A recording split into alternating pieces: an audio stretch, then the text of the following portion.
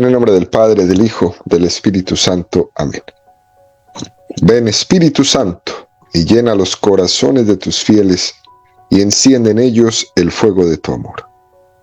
Envía tu Espíritu Creador, y se renovará la faz de la tierra. Estamos estudiando el Catecismo de la Iglesia Católica, su primera parte, la profesión de la fe, segunda sesión, la profesión de la fe cristiana, capítulo segundo, creo en Jesucristo y un Hijo único de Dios, artículo séptimo. Desde allí ha de venir a juzgar a los vivos y a los muertos. Estamos en este nuevo artículo donde el Catecismo dedicará en el primer apartado 10 números a profundizar el tema que tiene como título Volverá en gloria. El día de hoy nos centraremos en el número 668, 669 y 670 a profundizar el tema Cristo reina ya mediante la Iglesia. Número 668 del Catecismo dice: Cristo murió y volvió a la vida para eso, para ser Señor de muertos y vivos. La ascensión de Cristo al cielo significa su participación en su humanidad, en el poder y en la autoridad del Dios mismo. Jesucristo es Señor, posee todo poder en los cielos y en la tierra. Él está por encima de todo principado, potestad, virtud, dominación, porque el Padre, bajo sus pies, sometió todas las cosas. Cristo es el Señor del cosmos y de la historia. En Él, la historia de la humanidad e incluso toda la creación encuentra su recapitulación, su cumplimiento trascendente. Número precioso que nos presenta el Catecismo en esta mañana, queridos amigos. Cristo reina, Cristo es el Señor. Fijémonos que el Catecismo está hablando de un título bíblico. Para nosotros, en nuestra sociedad, el término Señor es simplemente la manera como nos expresamos hacia alguna persona masculina, así como de una persona femenina decimos señora. Es un título bastante intrascendente, vacío de contenido para nosotros. Sin embargo, cuando nos acercamos a la Sagrada Escritura, el término Señor tiene otro alcance, ¿no? Decir Señor a Jesús es proclamar el ser. En la liturgia, la Iglesia dirige toda la oración a Dios Padre por Jesucristo nuestro Señor. Romanos 10:9. Porque si confesáis con tu boca que Jesús es Señor y crees en tu corazón que Dios le resucitó de entre los muertos, serás salvo.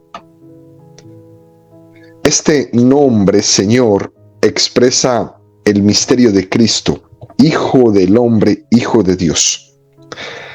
En el Antiguo Testamento ya se mostraba que Señor, el cual en hebreo se dice Adonai y en griego Kyrios, no solo era un título real, sino que llegó a ser un nombre divino.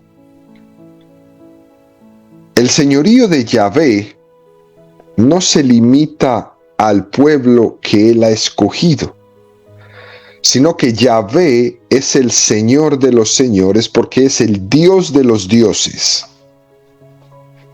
Lo podemos ver en Deuteronomio 10:17. Porque Yahvé vuestro Dios es el Dios de los dioses y el Señor de los señores, el Dios grande, poderoso y temible, que no hace acepción de personas ni admite soborno. O también en la primera de Samuel 12:12. Pero en cuanto habéis visto que Nachas, rey de los amonitas, venía contra vosotros, me habéis dicho: no, que reine un rey sobre nosotros, siendo así que vuestro rey es Yahvé, Dios vuestro. Aquí tenéis ahora al rey que os habéis elegido. Yahvé ha establecido un rey sobre vosotros. Si teméis a Yahvé y lo servís, si cosecháis su voz y no os rebeláis contra sus órdenes, si vosotros y el rey que reine sobre vosotros seguís a Yahvé vuestro Dios, está bien. Pero si no escucháis la voz de Yahvé, si os rebeláis contra las órdenes de Yahvé, entonces la mano de Yahvé pasará sobre vosotros y sobre vuestro rey. En el Antiguo Testamento existió un proceso de tira y afloja entre el pueblo de Israel y Yahvé, muy fuerte. Yahvé se resistía. Los profetas no querían que Israel tuviera un rey humano. Sin embargo, los israelitas, al ver que los pueblos que los rodeaban tenían reyes, ellos también querían tener un humano. Pero los profetas, que expresaban el sentir divino, temían que si se nombraba un rey, el pueblo de Israel acabara poniendo su corazón en ese rey, dejando de tener el corazón puesto en el único Dios. Que esa confianza en el señorío de Dios se traspasara a un señorío humano. Y a esto se le tenía mucho miedo. Finalmente Dios, a través de los profetas, como que cede, pero les advierte que si ponen la confianza en ese rey, si pensáis que ese rey va a ser vuestro Señor, os equivocaréis, poniendo vuestra confianza en un hombre de carne. Porque si ese rey tiene un señorío, es porque ese señorío ha sido dado por Yahvé y es participación del señorío de Dios. No es que Yahvé no quisiera que tuviéramos autoridades humanas para regirnos, sino que Dios se resistió porque quería purificar aquella tentación de que un rey se pusiera como Dios. Quería purificar de todo lo que podía suponer de una falsa divinización de la autoridad del rey. De hecho, ya en tiempo de Jesús se tuvo que enfrentar a esa divinización que hacían los romanos del César. Recuerden ustedes, queridos amigos, los cristianos se les pedía que quemaran incienso ante el César y los cristianos se negaban a dar esa especie de reconocimiento divino al emperador, al César, y ese rechazo a hacer esto les costaba la vida. Todavía incluso hoy existen en Israel algunos sectores del pueblo judío, especialmente los sectores más ultraortodoxos, que son sectores del pueblo de Israel que no conocen y no reconocen ninguna autoridad humana. Ellos piensan que su único gobernante es Yahvé y se niegan a hacer el servicio militar y se niegan a pagar impuestos y se niegan a reconocer cualquier autoridad humana y que solo Yahvé es su gobernante. Eso es quizás una interpretación demasiado literalita de la letra, ¿no? Pero existen estos grupos, ¿no? Al fin y al cabo, la autoridad humana no es sino una participación del señorío y de la autoridad de Dios. Cristo es rey, y esto es cierto, pero Cristo quiere reinar a través de mediaciones humanas. Nos lo dice claramente en el Evangelio de Juan 19, 10, 11 ante Pilato. Díctele Pilato, ¿a mí no me hablas? ¿No sabes que tengo poder para soltarte y poder para crucificarte? Respondió Jesús, no tendrías contra mí ningún poder si no se te hubiera dado de arriba. Por eso el que me ha entregado a ti tiene mayor pecado. Es verdad que necesitamos mediaciones humanas para poder organizar nuestra sociedad, pero sin poner nuestro corazón en esas mediaciones humanas. Es verdad que necesitamos estructuras de gobierno, claro que sí, pero sin poner nuestro corazón en ellas. Vemos en momentos de elecciones electorales en muchos países cómo se ponen los pueblos unos contra otros a pelear, porque están poniendo su corazón simplemente en personas humanas, en mediaciones humanas. Se están olvidando de su único Señor y se hacen matar las personas por personas de carne. Confiamos en el Señor y oramos a Dios por nuestras autoridades. Es una costumbre católica de las más preciosas y no podemos dejar de hacerlo. Oramos a Dios por las mediaciones humanas sin apegarnos a ellas, porque de esas mediaciones humanas Dios se sirve para llegar a nosotros, pero no ponemos nuestro corazón en la carne. Oramos por todas las mediaciones humanas de las que Él se sirve. Por ejemplo, del médico. Oramos por los médicos que van a entrar a operar a una persona que está enferma. Por esa mediación Dios recibirá la sanación de ese enfermo y oramos por ello y no podemos dejar de hacerlo. Sin que nunca olvidemos que Dios es el único Señor, único Rey, único Kyrios. Él es el Adonai.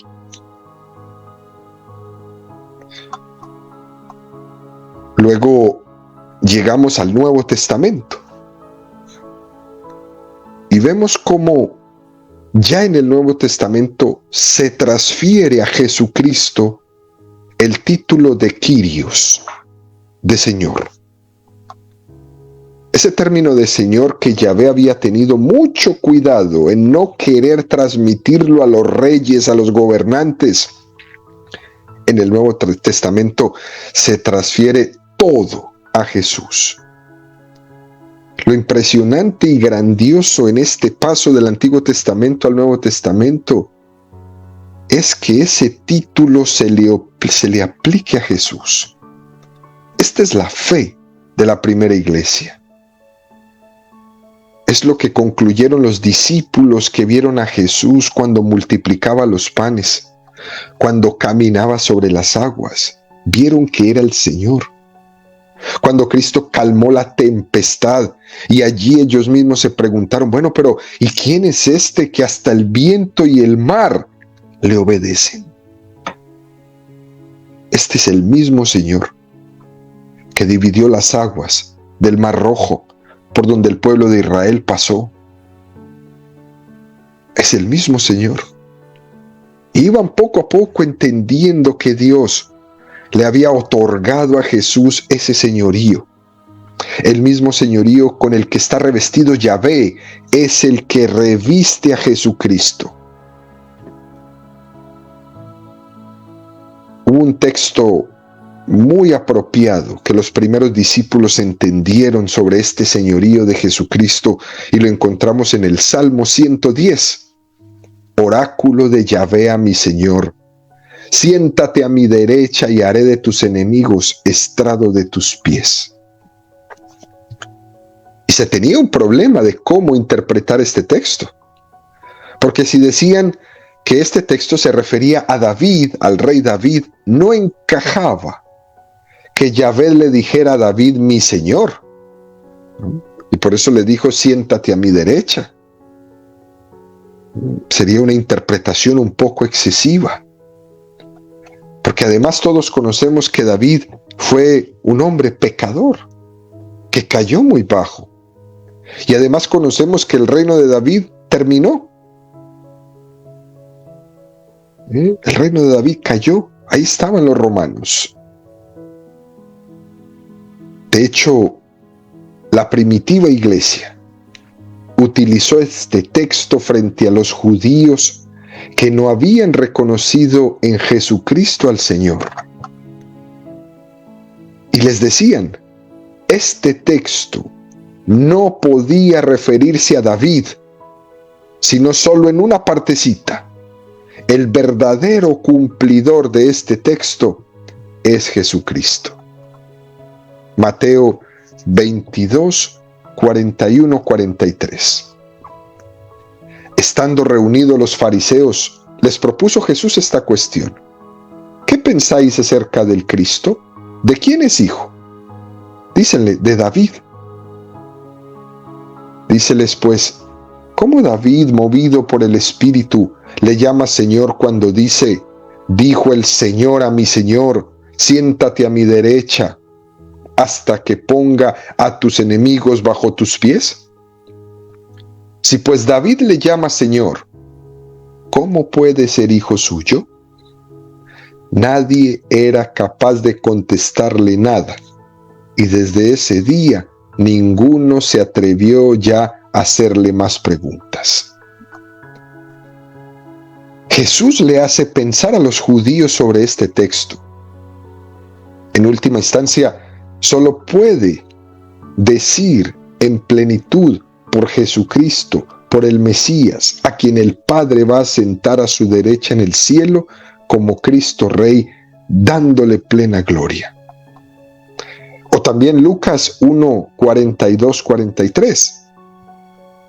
Y exclamando con gran voz dijo, bendita tú entre las mujeres y bendito el fruto de tu seno. ¿Y de dónde a mí que la madre de mi Señor venga a mí? Isabel proclama que se siente indigna. Lucas 2, 10, 11. El ángel les dijo, no temáis, pues os anuncio una gran alegría, que lo será para todo el pueblo. Os ha nacido hoy, en la ciudad de David, un Salvador, que es el Cristo, el Señor. La iglesia naciente apoya en este Salmo 110 esa predicción del señorío de Cristo y que se va a actualizar en su resurrección. Hechos 2, 34, 36. Pues David no subió a los cielos, y sin embargo dice, dijo el Señor a mi Señor, siéntate a mi diestra hasta que ponga a tus enemigos por escabel de tus pies. Sepa pues con certeza toda la casa de Israel que Dios ha constituido Señor y Cristo a este Jesús, a quien vosotros habéis crucificado. En la oración de la iglesia primitiva, conserva durante mucho tiempo esta invocación que se decía de Jesús, Maránata, ven Señor Jesús. Esta invocación se convirtió en ellos casi en un saludo, Maránata, ven Señor Jesús. Primera de Corintios 16, 20, 22. Os saludan todos los hermanos. Saludaos los unos a los otros con el beso santo. El saludo va de mi mano, Pablo. El que no quiera al Señor sea anatema. Maránata, que la gracia del Señor Jesús sea con vosotros. Os amo a todos en Cristo Jesús. Apocalipsis 22, 20. Dice el que da testimonio de todo esto, sí, vengo pronto. Amén. Maránata, ven Señor Jesús. Es una insistencia, una y otra vez, en este término tan central para ellos. Jesús merece el título supremo de Maránata y de Kyrios, en cuanto Mesías entronizado en el cielo, que inaugura su reino por el don del Espíritu Santo. Y nos lo dice Hechos 2, 33, 36. y exaltado por la diestra de Dios, ha recibido del Padre el Espíritu Santo prometido y ha derramado lo que vosotros veis y oís.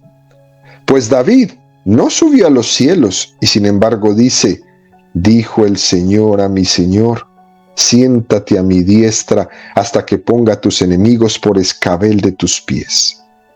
Sepa pues con certeza toda la casa de Israel que Dios ha constituido Señor a Cristo, a este a quien vosotros habéis crucificado. Esta predicación de los apóstoles, queridos amigos, que debió resultar muy escandalosa cuando escuchaban a este que vosotros habéis crucificado, Dios lo ha constituido Cristo y Señor. Esto era un escándalo. Y ya el colmo de la proclamación de este señorío no lo vamos a encontrar en Filipenses 2, 10, 11. Para que al nombre de Jesús toda rodilla se doble en los cielos, en la tierra y en los abismos, y toda lengua confiese que Cristo Jesús es Señor, para gloria de Dios Padre. Esa ya fue el colmo de toda la proclamación del señorío de Jesús. Toda rodilla se doble ante Él en los cielos y en la tierra. ¡Qué mensaje tan fuerte! Hay una proclamación. Jesús es el digno, el único digno de que doblemos nuestra rodilla ante Él. Y todavía hoy día, en el siglo XXI, tantos y tantos hombres y mujeres que se niegan a doblar su rodilla. Pero no importa. Aquel que no la doble, que no se preocupe, porque vendrá otro y le quebrará sus piernas para que caiga por suelo. Así como aquellos dos que estaban crucificados junto a Jesús, les rompieron las piernas. Ya no hay manera de pararse enfrente del Señor, sino que tiene que ser arrodillados. Así que aquellos seres humanos que nos creemos tan soberbios, tan poderosos, tan potentes, tan dioses de nosotros mismos, no se preocupen. Vendrá otro y te romperá las rodillas para que caigas a los pies del Señor. Los demás señoríos no son dignos de que el hombre doble rodilla ante ellos. Es más, si doblamos nuestra rodilla ante hombres, como normalmente lo hacemos, ante hombres importantes que tienen poder, lo que estamos haciendo es una idolatría de ellos. No somos capaces de doblar rodilla ante Jesucristo, pero sí somos capaces de doblar rodilla ante un líder social. Y nos hacemos matar por él. Hoy día, viendo todos estos países que se encuentran ahora en elecciones presidenciales, vemos pueblos y pueblos enfrentados unos con otros haciéndose matar por uno de estos candidatos, pero no son capaces de doblar rodilla ante Dios, pero son capaces de matarse por un hombre. Hay idolatrías por todas partes, que nos invita esta reflexión del catecismo en esta mañana a centrar nuestra vida, centrarnos en ante quién es que tengo que doblar mi rodilla. Y esto nos lleva constantemente a preguntarnos, queridos amigos, ¿cuántas veces doblo mi rodilla en el sentido espiritual de la palabra ante las autoridades humanas, ante la fama, ante el poder, ante el dinero? ¿Cuántas veces doblo mi rodilla sometiendo mi conciencia, sometiendo mis valores, traicionando el evangelio ante tantos falsos dioses? ¿Cuántas veces? Por eso es que tiene plena actualidad de que solo Dios es Señor. Jesús es el Kyrios, Jesús es el Señor, y solo Él nos libra cuando le adoramos como Señor. Lo cierto es que cuando doblamos nuestra rodilla ante hombres de carne y hueso, nos esclavizamos. Pero si nosotros doblamos nuestra rodilla ante Jesús, que es el Dios trascendente, que está sentado a la derecha del Padre, entonces ahí sí experimentamos que somos libres. Es especialmente San Pablo el que nos ha ido enseñando a través de todas sus cartas cómo se va concentrando y en lo que se va traduciendo ese ser Cristo Rey, ese señorío de Jesucristo que tiene que ser en nuestra vida. Y es estupendo cuando uno extrae, ¿no?, todas las consecuencias de ese señorío de Jesucristo y nos damos cuenta de que estamos en las mejores manos, de que estamos libres de muchos miedos en la medida en que entendamos que Jesús es el Señor. Jesús es el Señor de todos los enemigos, de todas las potestades. Jesús es el Señor de la historia. ¿Qué es importante entender esto? Él es quien dirige los hilos de la historia, incluso a través de los hombres que se rebelan frente a Él. Dice el Salmo 14, Dios mira desde el cielo y sonríe. Dios, viendo desde el cielo cómo se rebelan los hombres enfrente de Él, se sonríe y dice, ¿no?, ¿a dónde van estos sin mí? Dios es capaz de servirse de las rebeliones de los hombres contra Él mismo para conducir finalmente a la humanidad hacia un destino. Cristo es el alfa y la omega, el principio y el fin. ¿A dónde van estos sin mí? Este Cristo alfa y omega también forma parte del señorío de Jesucristo. Jesucristo también es el Señor de la muerte. A todos nos inquieta la muerte.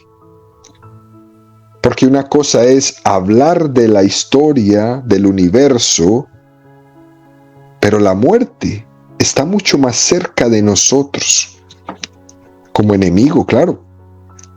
La muerte como un muro en el que nos vamos a estrellar. Primera de Corintios 15, 23, 28. Pero cada cual en su rango. Cristo como primicias, luego los de Cristo en su venida, luego el fin, cuando entregue a Dios Padre el reino, después de haber destruido todo principado, dominación y potestad, porque debe de Él reinar hasta que ponga a todos sus enemigos bajo sus pies. El último enemigo en ser destruido será la muerte, porque ha sometido todas las cosas bajo sus pies. Mas cuando diga que todo está sometido, es evidente que se excluye a aquel que ha sometido a Él todas las cosas. Cuando hayan sido sometidas a Él todas las cosas, entonces también el Hijo se someterá a aquel que ha sometido a Él todas las cosas, para que Dios sea todo en todo. Y continúa después en el versículo 54 al 57 diciendo, y cuando este ser corruptible se revista de incorruptibilidad, y este ser mortal se revista de inmortalidad, entonces se cumplirá la palabra que está escrita. La muerte ha sido devorada en la victoria. ¿Dónde está, oh muerte, tu victoria? ¿Dónde está, oh muerte, tu aguijón? El aguijón de la muerte es el pecado, y la fuerza del pecado la ley. Pero gracias sean dadas a Dios, que nos da la victoria por nuestro Señor Jesucristo. Un texto precioso que nos regala San Pablo, en esa confianza en el señorío de Jesús sobre la muerte que tenemos que tener todos. Parece que se está riendo de la muerte, porque ya ha sido vencida. Continúa el catecismo en el número 669 y dice, como Señor, Cristo es también la cabeza de la iglesia, que es su cuerpo. Elevado al cielo y glorificado, habiendo cumplido así su misión, permanece en la tierra en su iglesia. La redención es la fuente de la autoridad que Cristo, en virtud del Espíritu Santo, ejerce sobre la iglesia. La iglesia o el reino de Cristo presente ya es un misterio. Constituye el germen y el comienzo de este reino en la tierra. Número precioso este del catecismo, donde nos dice cómo el Señor es también Rey y Señor de la iglesia. Y hemos de darnos cuenta, queridos amigos, de que la iglesia no es dueña, es solamente sierva de un Señor. Algunos creen que la iglesia es dueña de su propia vida, que puede cambiar las cosas a su antojo, pero no es así. Que los papas, según la corriente del pensamiento que se impone en ese momento, pueden cambiar la marcha o el transcurso de la predicación del Evangelio o de la pastoral de la iglesia, y esto no es así. ¿Por qué? Porque Cristo es su Señor. Efesios 1, 17, 23. Para que el Dios de nuestro Señor Jesucristo, el Padre de la gloria, os conceda espíritu de sabiduría y de revelación para conocerle perfectamente, iluminando los ojos de vuestro corazón para que conozcáis cuál es la esperanza a que habéis sido llamados por Él, cuál la riqueza de la gloria otorgada por Él en su herencia a los santos, y cuál la soberana grandeza de su poder para con nosotros los creyentes, conforme a la eficacia de su fuerza poderosa que prolongó en Cristo, resucitándolo de entre los muertos y sentándolo a su diestra en los cielos, por encima de todo principado, potestad, virtud, dominación y de todo cuanto tiene nombre, no solo en este mundo, sino también en el venidero. Bajo sus pies sometió todas las cosas y le constituyó cabeza suprema de la iglesia, que es su cuerpo, la plenitud del que lo llena todo en todo. Es un texto muy precioso en el que tenemos que bendecir a Dios, porque en la iglesia vemos realizado de una manera muy cercana a nosotros el señorío de Jesucristo. Vemos que Cristo reina en su iglesia y Cristo reina a través de su iglesia en nosotros. Fijémonos que cuando el sacerdote preside la Eucaristía y se sienta en la sede, está significando el reinado de Cristo en medio de la comunidad. Y el sacerdote sabe que está participando de la realeza y del señorío de Cristo. Y sin embargo, tiene que estar purificándose continuamente de no atribuirse a sí mismo esa realeza que le pertenece a Jesucristo. Y concluimos simplemente leyendo el número 670. Desde la ascensión, el designio de Dios ha entrado en su consumación. Estamos ya en la última hora. El final de la historia ha llegado ya a nosotros, y la renovación del mundo está ya decidida de manera irrevocable, e incluso de alguna manera real está ya por anticipado en este mundo. La iglesia, en efecto, ya en la tierra, se caracteriza por una verdadera santidad, aunque todavía imperfecta. El reino de Cristo manifiesta ya su presencia por los signos milagrosos que acompañan a su anuncio por la iglesia. Jesucristo es el Señor de la vida y de la historia. Que viva Cristo Rey.